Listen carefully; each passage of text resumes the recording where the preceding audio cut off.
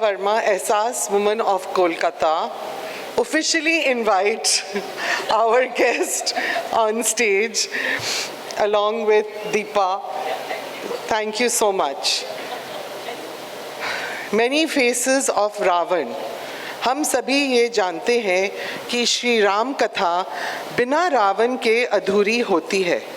यदि रावण न होता तो श्री राम क्या अवतरित होते? क्या उनकी गाथा इस तरह सदियों से हमारे लोक जीवन में होती? To shed light on this, we have with us Anand Neelkantan ji. Thank you so much for an amazing session before this. I will not go into introducing you all over again, but we all know that you are a part of the 100 top celebrities in India, and for that we can have a round of applause for him. So, Deepa Mishra ji, Ehsaas woman of ours, we would now hand over to you for some very interesting insights on the many faces of Ravan. Thank you. Thank you, Malika. नमस्कार, आप सभी का रामायण कला उत्सव के इस सत्र में बहुत बहुत स्वागत है। और जैसा कि मल्लिका जी ने अभी आपको बताया कि इस सत्र का विषय है different faces of Ravana. And Anand ji here हमारी पौराणिक कथाओं और उनके महत्वपूर्ण पात्रों के बारे में बहुत खोजपूर्ण और तार्किक लेखन करते चले आ रहे हैं। Through his writing and his books, he has shown us the importance of perspective and has given voice to the anti-heroes. तो आज हम पूरे दिन प्रभु राम के बारे में बात कर रहे थे, and time has come to talk about the other perspective, that is Ravan. So the story of Ramayana, Anand ji, the story of Ramayana is viewed as victory of good over evil. But however, no one human is all good or evil. So is it right to think that Ravana's many faces represent the many faces each human being puts on to go through life? They are always with us, and depending on the context and scenario, we put on a face that best suits us. So is the story of Ravan essentially a story of all of us? What are your thoughts? First of all, it's a very recent concept that Ramayana is a story of good versus evil. I told it in many other venues. At the cost of repetition, I keep on telling this. It's a very Western concept. It's a very fairy tale concept, Disney concept. Good versus evil. This thought originates from the Semitic religions, that is Abrahamic religions like Judaism, Islam, Christianity and communism. Communism also is a religion actually. So these religions always, nothing right or wrong about all these things. I'm just telling it to get an understanding of the perspective. It's a kind of worldview. In this worldview, it's all black and white. God versus Satan. Good versus bad. Heaven versus hell. Sin versus virtue. We have just imitated it and made Ram versus Ravan. Even Tulsidas ji's Ramayana is a product of that period because it came after the interaction with these civilizations. But all the Ramayans before that, like pre-10th century, 11th century Ramayans, because lots of Ramayans were written from 14th to 16th century in India, which are all the products of Bhakti Ramayana. All of them have this trope of good versus evil. Like Kannasa Ramayana was written, Kridivasa Ramayana was written, Kamba Ramayana is much older. Kamba Ramayana doesn't have this trope really, but other Ramayanas, Adhyatma Ramayana was written, Tunjatarajan's Adhyatma Ramayana was written, two Telugu Ramayanas were written, Kannada Ramayans were written. All these Ramayans and Tulsidas ji's Ramayana have this trope of Ram good, Ravan bad, good versus evil, because it comes straight out of this. But then what is Ramayana comes the question. Originally, Ramayana is not a standalone text. Ramayana has to be read along with Mahabharata, then only it completes it. Because this is originally it has been always the tale of Karma and Karmabel. It was kept for that. That is why we see all the characters doing good and bad things, because it is very reflective of our life. There is nobody who is totally good or totally bad. So that is why whatever you do, the fruit of which, the karma bell, you will get it. Whether it doesn't matter whether you are Ravan, it doesn't matter whether you are Ram, it doesn't matter whether you are Krishna, it doesn't matter whether you are Duryodhan. Why? Because from Bhagavatam itself, even though it's a bhakti test, from Bhagavatam itself, and in Vishnu Purana also it comes that Ramayana, Mahabharata and all are a play, a leela. It's a play. It's nothing to be taken serious. Because this is played to show people about life and to teach people about dharma, to teach people about karma. It's also to debate, make people debate about dharma and karma. So who is Ravan? Ravan is Jaya, the bodyguard of Vishnu. He is not a Satan of the hell, the antithesis of God. He is along with the God. He is along with Vishnu. He is given a choice. He and his brother Jaya and Vijaya are given a choice of either becoming devotees for 100 janmas or becoming enemies for 3 janmas. So the 3 janma, even then they understood that it is better than being blind devotees to anything. Even Jaya Vijaya understood. It's better to be the enemy rather than be a blind devotee. Antapakt nahi banne ka. You have to be, because this was an era where the debates, the Upanishad is what? It's all about debate. Vedas are debate, speculation if you really see. There is nothing like commandments. There are no, this is right and if you don't do it, you are going to burn in the hell. There is no commandments like that. Those things come later in Garuda Puran, which was written much later. But whereas in the original Vedas and Upanishads or the Tamil Kritis, Sanghas and all, Sangha Kritis and all, there is no concept of proper hell itself. Because if karma is there, hell is irrelevant, right? Because you are doing something, you pay the fruit of karma, what the hell are you doing in the hell?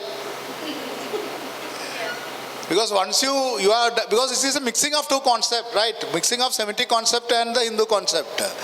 You do a bad deed, there is nothing called bad deed, but you do a deed, there is an effect for it, you are getting it as karma vela. Then why should it say, for same thing you are getting double punishment. You are taken to hell and you are fried there, like what they say in Garuda Puran, fried, tandoor and all those things they do. Then after that is left, no, then why should you get a karma vela? Again you are getting a karma vela. So it's a illogical thing. So this got mixed. So Ravan per se in Valmiki Ramayana is not evil per se. He does evil deeds. There is a huge difference between evil and evil deeds. And Ram also do certain deeds which can have its own effects. Where do the effects come? They come in Mahabharata and the Krishnavatar. So the question of nowadays we take the test in standalone, see it through the prism of Semitic tests of good and evil and debate, saying that Vali or Bali was killed hiding behind a tree. It's wrong. Ram did it's wrong, and then we try to justify it, including all the Bhakti era saints have struggled to justify it. So they give a lot of logic, like you are not supposed to take the wife of the younger brother, but Tara, Sugriva had taken Tara. So elder brother's wife was taken. Vibhishna marries Mandodari. Elder wife's brother is taken after that. So all this logic will fall down because these stories were not written with that logic in mind at all. Then they say he is an animal. So Bali asks a question in many Ramayanas. Many of the Ramayanas, Bali asks Rama back, Lord Ram back. If I am an animal, animals hunt for food. Are you going to eat me? In many tribal Ramayans, because they go by the tribal logic, no, they ask this question. There is no answer for that, no. Are you going to eat me if I am an animal and you are hunting me? If you say you are the king, you are not my king, no. And you came out of the kingdom, say, on exile, then how are you the king? Then what right you have got to hunt? So all the logics will fall down. Every logic can be broken except by saying then what they use when everything fails, they bring a Maharshi and give a shap to someone. There's a trope used in all these things. No, why he didn't do this? Because he had a shap. That is why. Why Ram couldn't kill because Bali had a vardhan or a shap. Because of that, he couldn't do it. Because these are the tropes used to justify. But if you go by karma and karma bala theory, there is no need for justification at all for anything. At that moment, strategically, Ram had to do it. It's as simple as that. He had to do it, he had to kill it. Ram as a human will give justification. Valmiki could have easily avoided this, right? If Valmiki's need was to make Ram totally perfect and not to show the effect of karma and karma bell, Valmiki could have easily written, Ram went there, fought with Bali, gave him a kick, and Bali landed in Pacific Ocean, and that's the end of it. Why he should go to all these thing, why that plot itself is chosen? Because he is showing there is nothing black and white, and certain times you will have to take certain actions which may be construed as wrong and which could be wrong also, for which even if you are half of Vishnu, in Valmiki is half of Vishnu, not the Purnavatar, it's half of Vishnu, even if you are that, you will pay the price. So how does he pay the price? In Krishna Avatar, the Bali comes as Jara and shoots Krishna, and that is how Krishna dies. Simply the equation is solved. So there is no point of arguing whether this is right or wrong. All these arguments come only when we try to confuse the Valmiki's Ramayana with the Bhakti Era Ramayana, which is very much influenced, all the Bhakti Era Ramayans, which is very much influenced with this civilization. When did the Malayalam Ramayana come? When the Portuguese were doing the attack. When Vasco da Gama's time, that is the time the Malayalam Ramayana is coming. Most Ramayanas came in every era when there is an inversion and other things, and at that time people need some hold. They need some belief, some trust. Otherwise the entire life, things are getting burned, things are getting destroyed. People need faith. So that is where the bhakti, and caste system had become rigid. So at that time this bhakti has lot of advantages. We cannot put away bhakti. But the confusion comes because of that, is my this thing. Thank you for that detailed answer. And we would also like to know what Ravan has been portrayed differently in different regional variations of the Ramayana and also the Indian subcontinent. We've been hearing this throughout the day that there have been different versions, many versions of Ramayana. So how do you think this portrayal has shaped our understanding of him? And what are some of the good qualities of Ravan that are traditionally ignored in some places and is worshipped in other places? See, again, it is not about some places there are Ravan fans or anything. There is no unlike South. no, that is what I'm going to put it. It's a misconception which is there, especially in the cities in the north. There is no place in no Ramayana Ravan is worshipped. Okay. The South Indian Ramayanas are more true to many of these concepts, because this influence was not there, it was lesser. So it is more traditionally Hindu. So in traditional Hindu, this thing, without this total change to good versus evil, all Shiva temple will have Ravan. Because Ravan is one of the greatest devotees. Ravana's qualities, like Duryodhana also has lots of temples, but no Mahabharata, no South Indian Mahabharata says Duryodhana is great and Duryodhana is right. Duryodhana is worshipped. There is a temple, you can Google and see, there is a temple, there are lots of Duryodhana temples, but there is a temple in Kerala called Malanada. Google and see, there is a Ratha Yatra there, it is as big as Puri Jagannath Ratha Yatra, where Duryodhana is taken, almost 10 lakh people come. It's a huge Ratha Yatra, Malanada Porvadi temple. Next time when you are going to Trivandrum, 100 kilometers away, you have to just travel this, I think March, April is the time when they do the Ratha Yatra. Duryodhana, Shakuni, Dushasan, Dushala, Karna, Ashwatthama, all are taken in procession. This is Hinduism. Because to judge no one. Duryodhana, there also they say Mahabharata, there also they say what all misdeeds Duryodhana said. Yet he is good. because he had done a lot of good things. Same way with Ravan.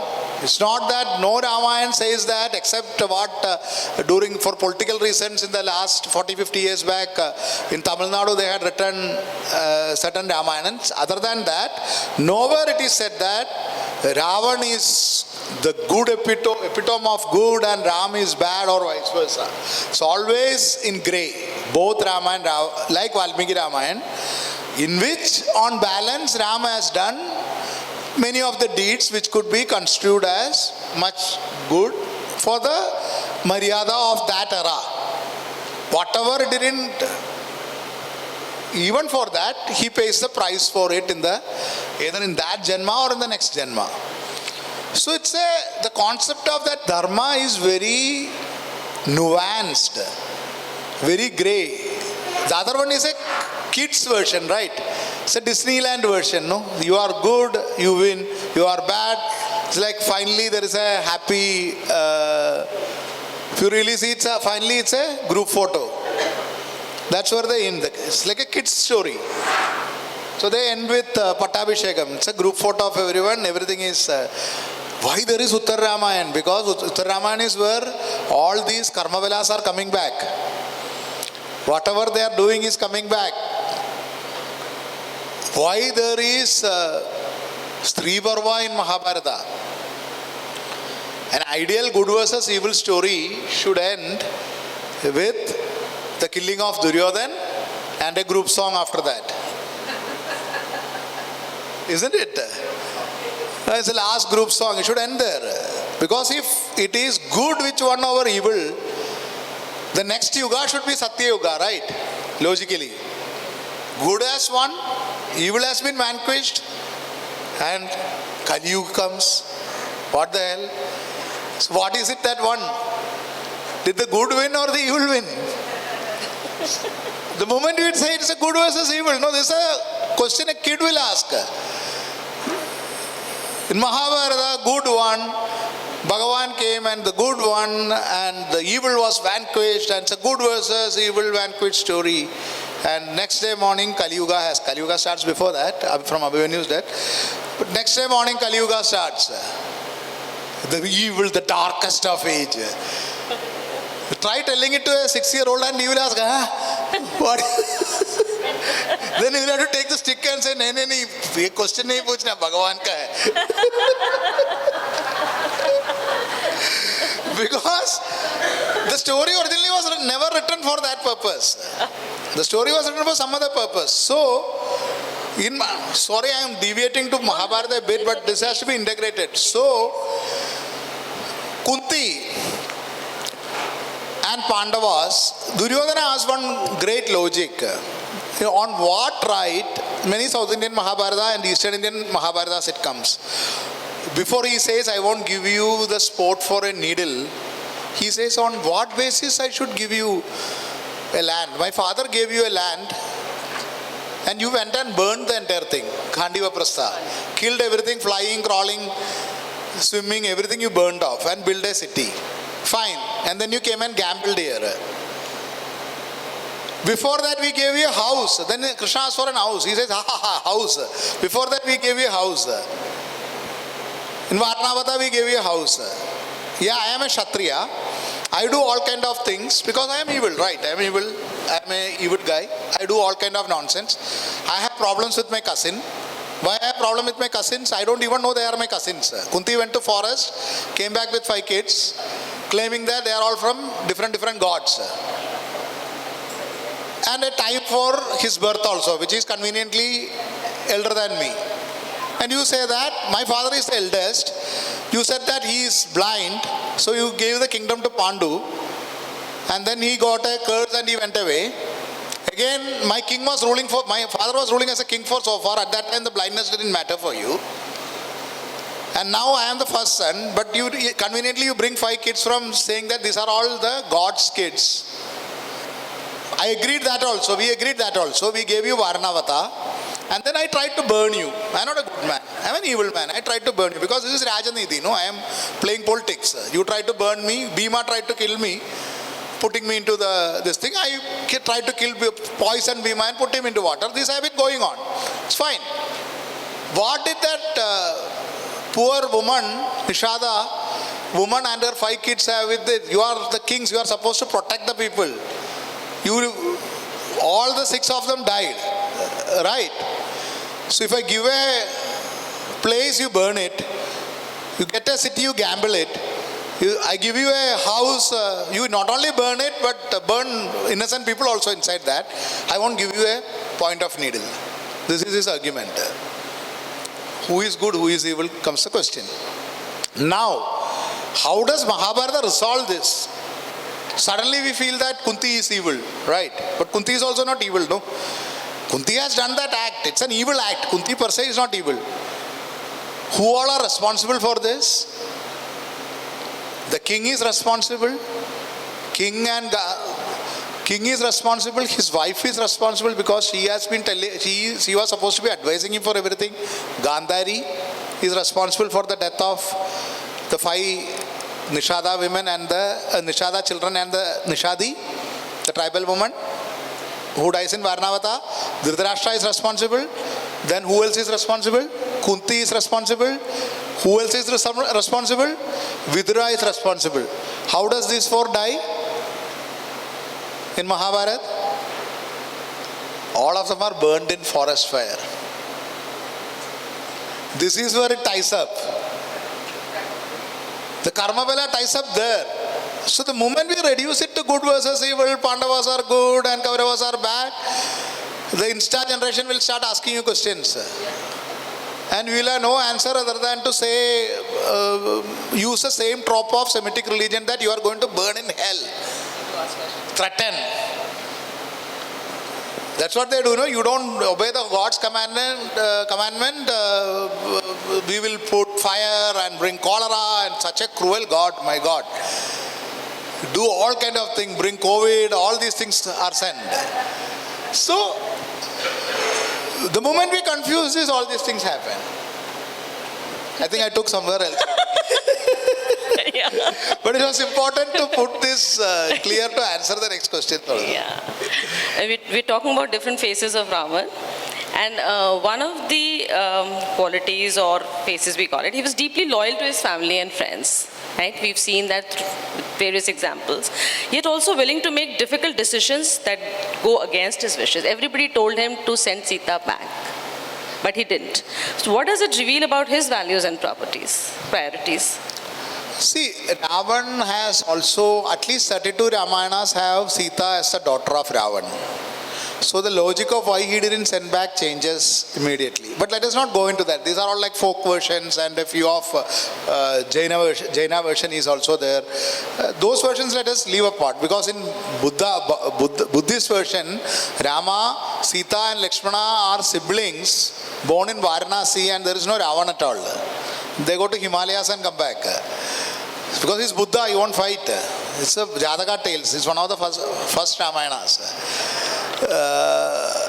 So these kind of things, but other than that, whether you see Ravan or you see Duryodhan, all his people are loyal to him, except Vibhishan. All the people are loyal to him, right? Why are they willing to fight for him? What has he given them? It's not just fear, because already, even when he has lost everything, even after the death of Meganath, still people are fighting for him. Duryodhana's, everyone fights for him, until nobody is left. Everyone is fighting for him. What is it, the quality that if they are totally evil, why are, not even for Hitler, everybody fought for him, right? People are coolly surrendering when they saw, that's a human tendency. Why for these people? All the people in there, this thing except Vibhishan is fighting and dying for him. That shows his, the leadership quality and the loyalty he has loyalty he has imbibed. It comes in Ramayana itself. It's a Suvarna Lanka. He created prosperity for them from nothing. Then the Ramayana say he took it from Kubera. But still, if they took from Kubera, why there was not any rebellion against him? He ruled for 10,000 years. One way, when I was a kid, I got beaten up saying this from my father. Because I said, after hearing the entire Ramayana, I found that Ram's life is so sad. And Ravana had a jolly good time. He ruled for 10,000 years, ruled all over the world, had everything, had a private jet, all the stuff. And finally had a glorious death. I am telling it from a kid's point of view. Don't take offense. Very innocent viewpoint. When you are telling it first time without imposing it on. Whereas Ram is following everything, Lord Ram is following all the rules, and his kingdom is taken away, he is sent to forest, he roams around in forest, even chapel Bharat takes away, he doesn't even have a chapel. Bharat comes and takes away that also. If you read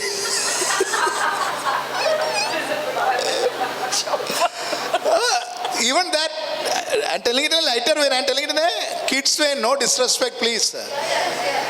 You have to take it in that angle, no, don't. If you are feeling offended, I'll stop and sing Jai Sri Ram and go. But from a kid's perspective, if you see, after that his wife is taken away, he cries, roams around in the forest without knowing where it is. So as a kid, I am so confused. He is God and he doesn't know where they are taken.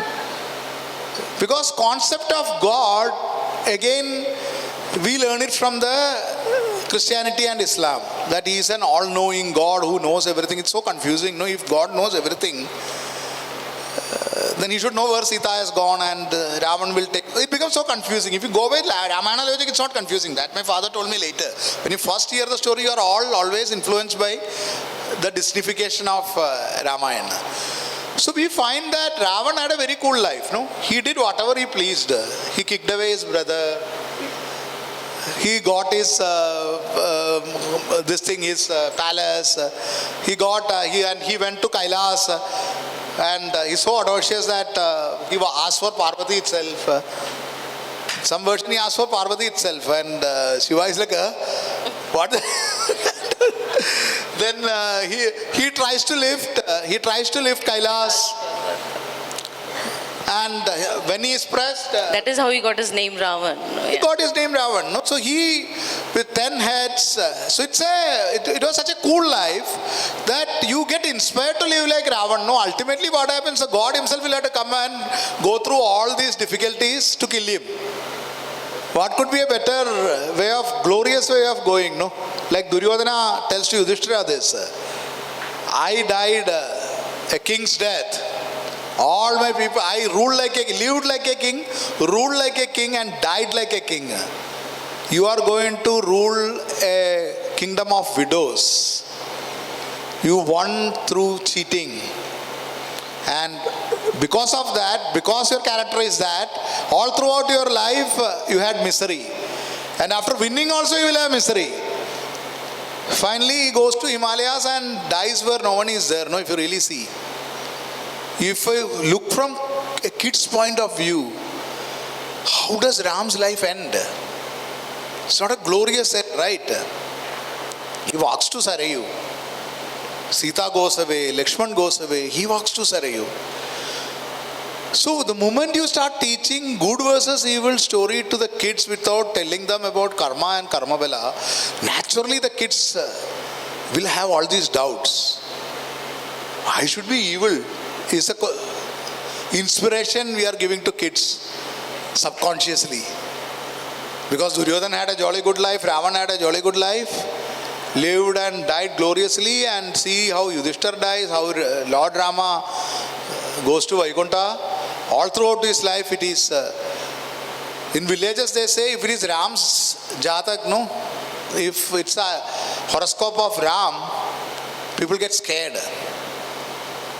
Krishna's horoscope is, Krishna is, if you really see, an interesting parallel. Whatever Ravan did, Krishna also did. Very controversial statement, but think about it. He did almost, but it is the bhav of doing it, what is the difference? It's very subtle. But if you really go by act, he does all these things. He steals what belongs to others. So when the Westerners read Bhagavatam and all, they got so confused. What is this? We have miserable gods who preach for some days and get crucified and die. And here is such a jolly good God. One is Shiva, is so jovial. Other is Krishna. Krishna does everything. No, he Chilharan he does.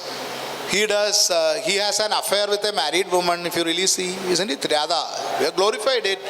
We have nothing wrong, because the morality, again, we should not look it through the Victorian era morality. The love is pure. It doesn't, what Krishna shows is it transcends age, gender, caste, religion, social position, everything. So that is why Krishna is such a big rebel and Paripurna avatar.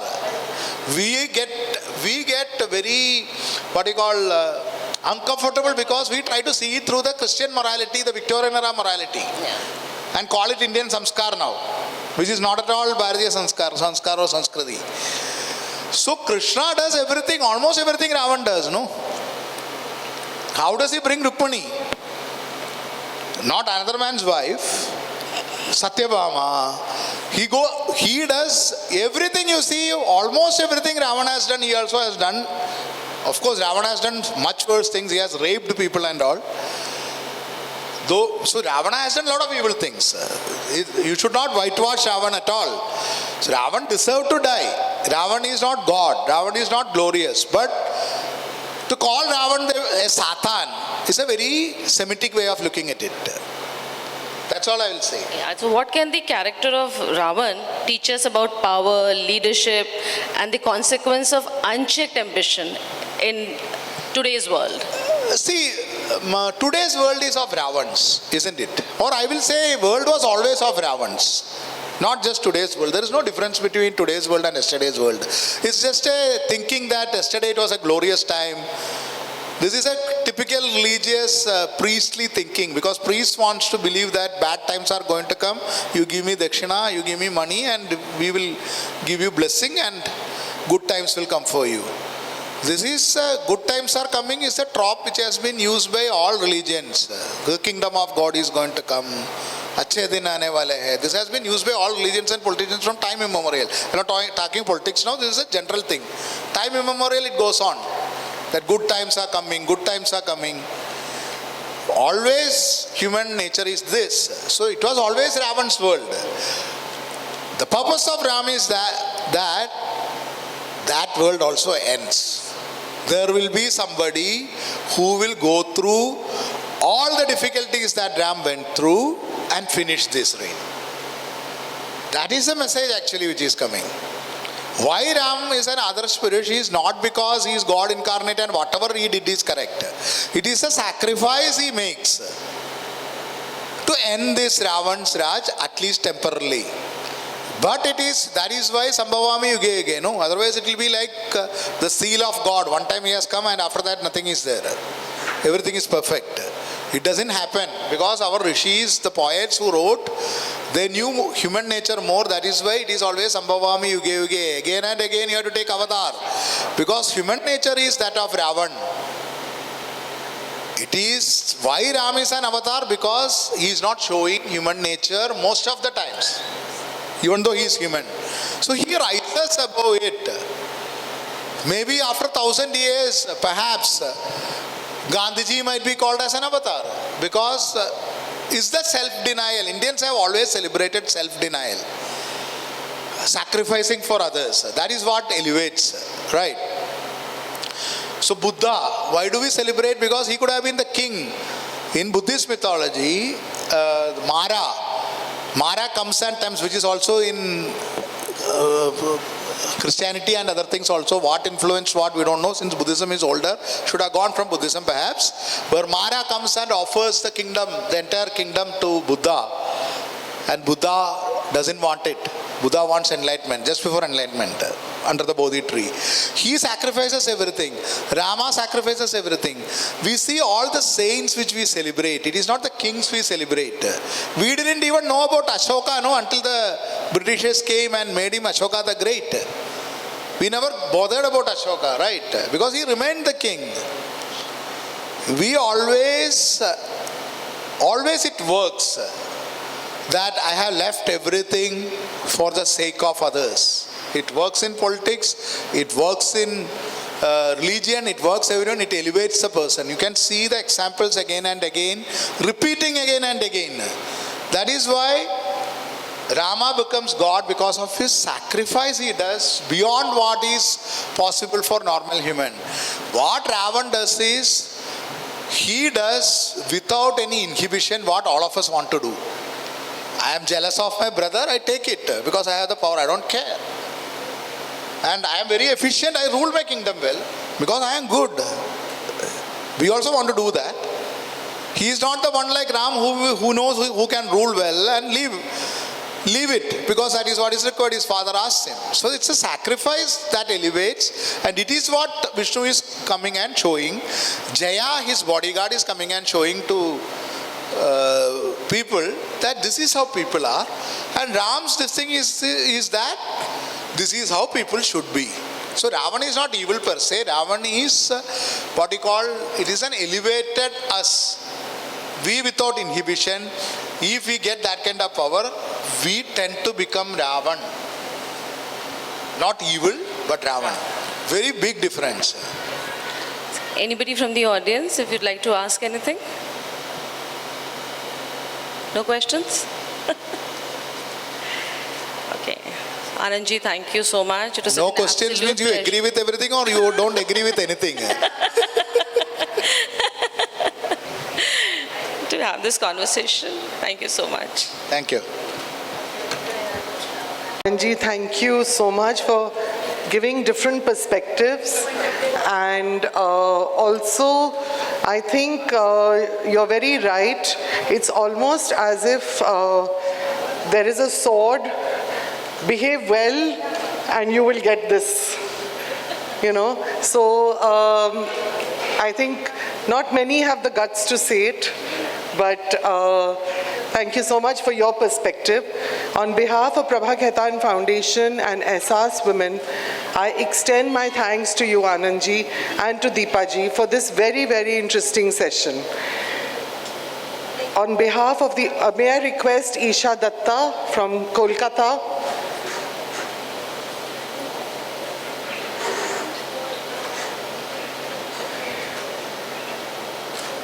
to please give a token of our appreciation and thank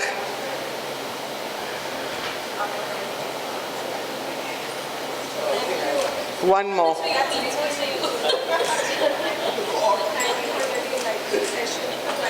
Thank you. On behalf of the organizing committee, I would like to thank Shri Cement, Ministry of Culture, Government of India, Sahitya Academy for their support always. And thank you for a wonderful audience.